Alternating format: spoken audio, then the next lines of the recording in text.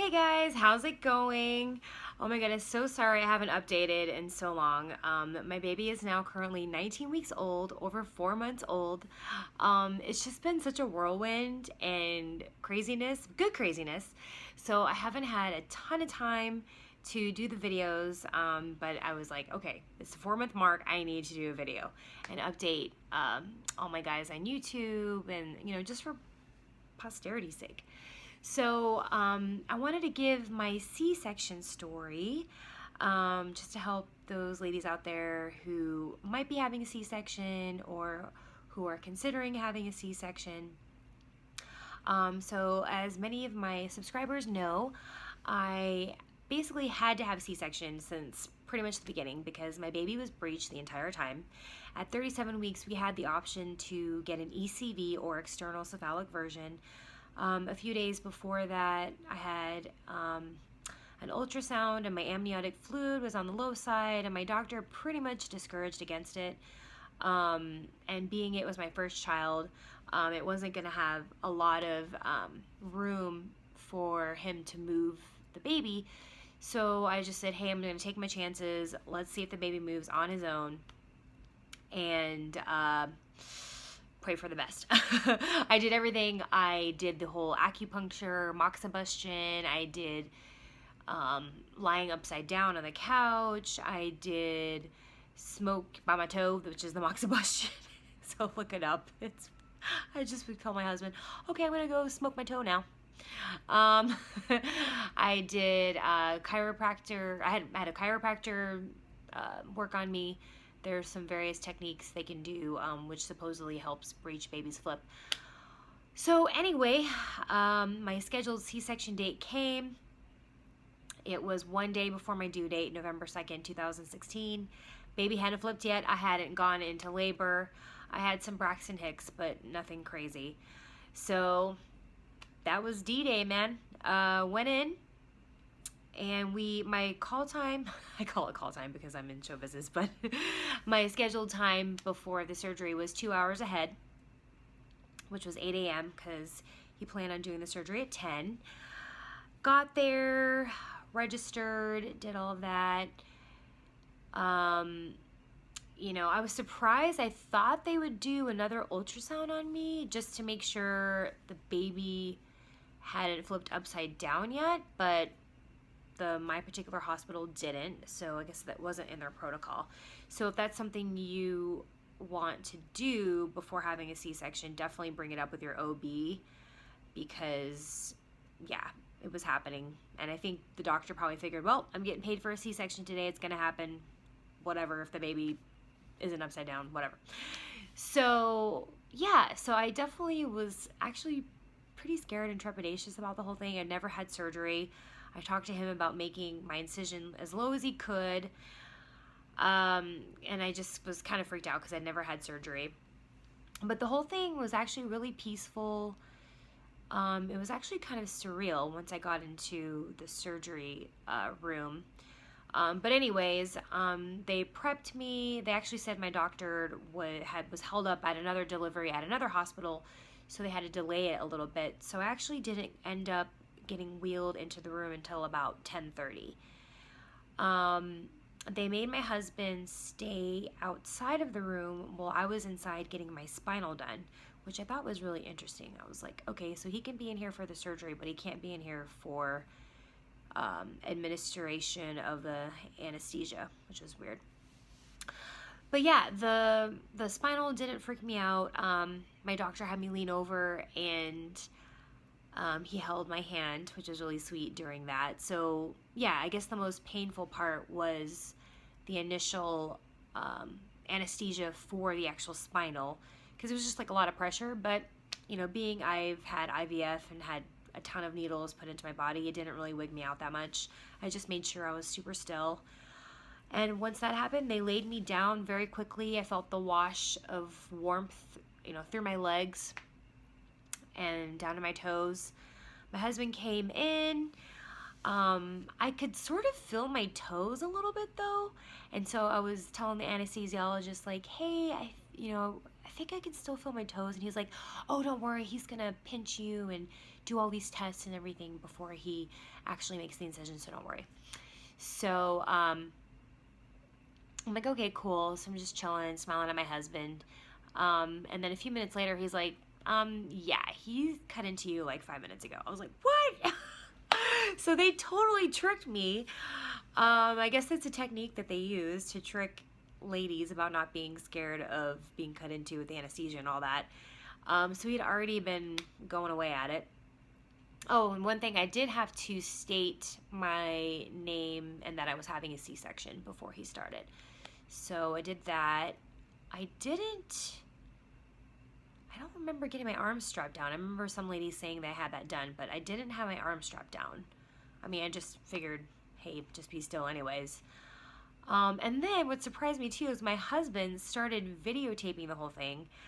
I'm still deciding whether or not I want to post that on my YouTube page. I'll probably post it for my private viewing, but I told him I wanted him to tape it when the baby was coming out, but you know, not from the very beginning. All of a sudden he starts taping it right, you know, right when he starts cutting me. So about a month later, I got the courage to watch it, and he literally got it from the very first incision, which was kind of crazy. And I had a couple glasses of wine before it too, so I had to build up some courage before that. But yeah, so super surreal. He was, you know, cut in, so I was just kind of like patiently waiting, you know, waiting to hear the baby's cry or something.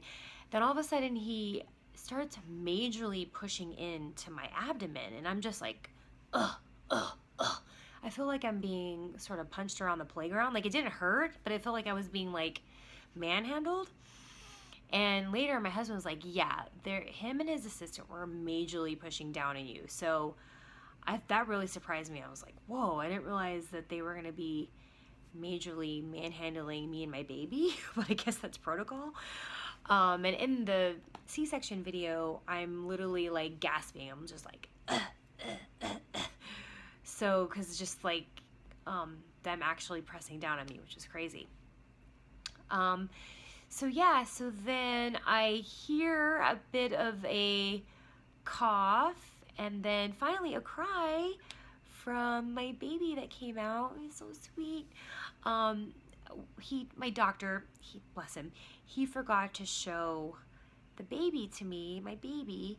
And so the whole time I'm trying to see out of the corner of my eye, my husband and my son over in the area where the nurses do all the things to him. I can sort of see his feet because they were up in the air because he was breech. His legs were like off to the side. It was so funny. But I didn't get to see that initial presentation, which I had told him in appointments before, like, hey, like as soon as you deliver him, I just want to see him really quick before you hand him off to the nurse. And I don't know if it was because maybe he thought something was wrong with him, or maybe he just literally forgot. But yeah, I'm disappointed that I didn't get to see him right away. So piece of advice, definitely right before you go in, tell your doctor, hey, don't forget to show my baby to me over the curtain before handing him off. So anyway, so that was really cool. I mean, it was actually a good experience, the whole overall thing. After that, you know, we got to take a picture with my son next to me by my face. The nurse held him up, and then the anesthesiologist took a picture of us together as a family, which is really sweet. And so they wheeled the baby off to the room. My mom was in there and got to see the baby for the first time. It was her first grandchild. And yeah, so then the doctor was, you know, stitching me up. He actually technically stapled me up. So I had staples and then some steri strips on top of that. Wheeled me in to what was actually the labor and delivery room still. And that's where I began breastfeeding. And that was where I first noticed the morphine kicking in, because they give you this cocktail, which is the place that numbs the area before they put in the spinal, and they also put morphine in there so that is pain reliever for during and after the surgery. So I noticed when I was talking to my mom and my husband that I was slurring my speech, and I could tell, like, okay, it seems like it probably, like, this, like I've had 4 or 5 cocktails or something. Which then I realized later, I'm like, oh yeah, that was the morphine that was kicking in. So that was interesting. Yeah, so then they wheeled me into the recovery room, and I actually stayed in the hospital, let's see, Wednesday, Thursday, Friday, Saturday, 4 nights, which my insurance covered. And my hospital was really cool. Like, you could actually stay the day we were leaving, you could actually stay until midnight if you wanted. That was on a Sunday, and my husband had work the next day, and so we wanted to get to the pharmacy to fill all of my medications and everything. So we actually left the hospital, I think, about 5 p.m. that Sunday. Okay, so the first night, as far as pain goes, that was crazy. I didn't realize that I had Percocet to get. And so basically the entire time I was taking this strong ibuprofen, which was totally not enough for the first night. They made me get up after they removed my catheter. They made me get up and walk to the restroom 7 hours after surgery. And a C-section is major abdominal surgery. Okay, I had to have help, obviously, from the nurse to getting up. Like, you physically can't use your ab muscles to get up off the bed. Like, you seriously feel like you're just an invalid. Like, it's crazy.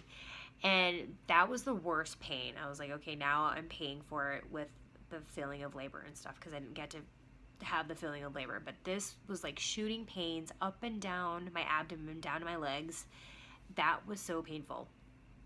Yeah, and then, I'm sure you've heard the stories. They gave you this big diaper thing to wear while you're excreting all the blood and all that stuff from birth.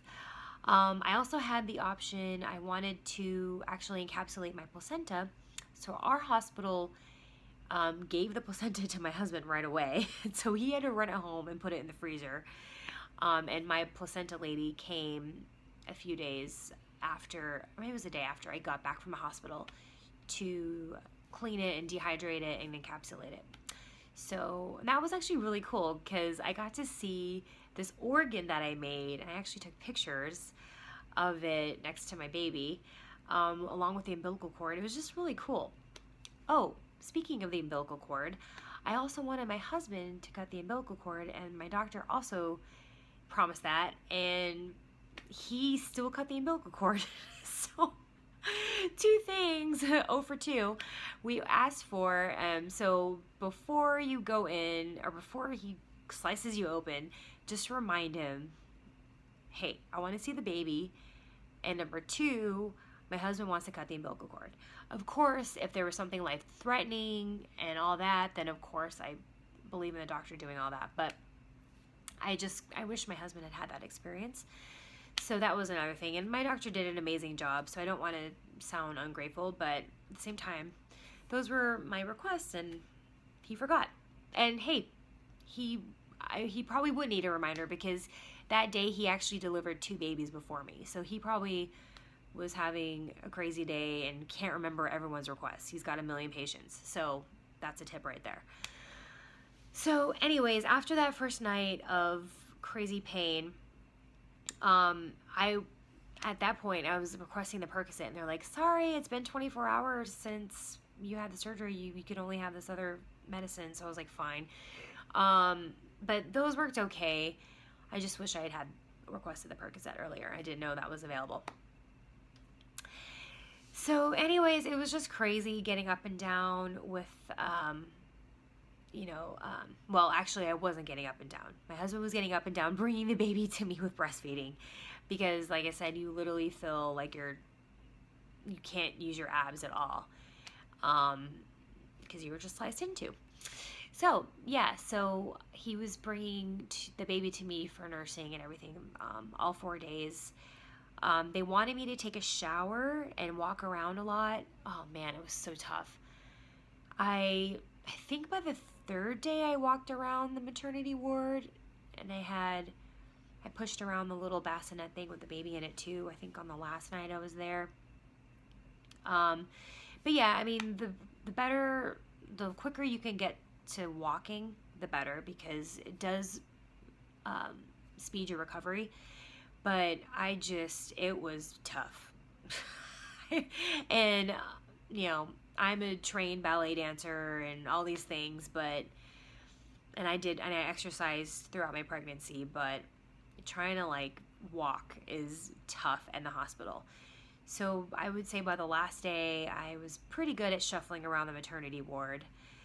They also wanted me to take a shower by, I think it was the second day, which I got up enough courage to do. I just mainly didn't want to look at my wound because I had to take off the bandage and stuff. And I was just like freaked out by it. It wasn't as bad as I thought. He went a little higher than I thought. As far as the incision, it's still a nice incision. And then talking to some friends, I guess it just varies by doctor and like your body, because a friend of mine, her C-section scar is lower than mine. I don't know, but he did a good job of delivering our baby, so I'm grateful for that. And I also got the Scarway strips, which I found on Amazon for a good price. I wore those for the full 2 months, 8 weeks, and that seemed to help. Now I'm just kind of putting lotion on it every day. I'm just kind of letting nature take its course. But yeah, it just kind of looks like a pink line right now, and I'm assuming it'll thin out by that point. But overall, I wanted to take the entire hospital stay because I knew when I got home it was going to be hard as far as taking care of a newborn and also recovering from a surgery. So I definitely recommend staying as long as your insurance allows in the hospital. They give you so much advice, the nurses, for your baby and everything. And that hospital bed, being able to go up and down in it is super helpful. Everything was actually just a good experience. We had to have the C-section. My doctor said, if the next baby is a candidate for a vaginal birth, that I can have a VBAC. So that's still an option for me. But it actually was kind of nice not to had gone into crazy labor and sweating and, going through all that pain and then having to have a C-section anyways. Kind of knowing, hey, I'm going in on this day and this is when we get to meet our baby. So there were definitely some pros and cons to it. The most important part is that our baby was healthy and happy, and it's crazy to think that he's now over 4 months old. So I will do another video with him in it so you can check him out. Also follow me on Instagram under @modernmaternity. I've been updating that weekly, if not more, so you can see the progression of my baby and all of that. So hopefully this helps some people who are going to be having a C-section. And I'll see you guys on Instagram and on the next video. Okay, bye.